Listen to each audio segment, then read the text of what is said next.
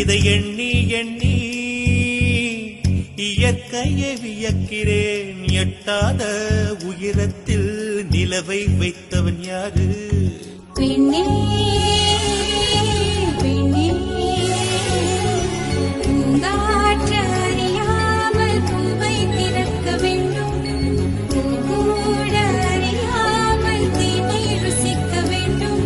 அன உலகை ரசிக்க வேண்டும் நான் உன் போன்ற பெண்ணோடு.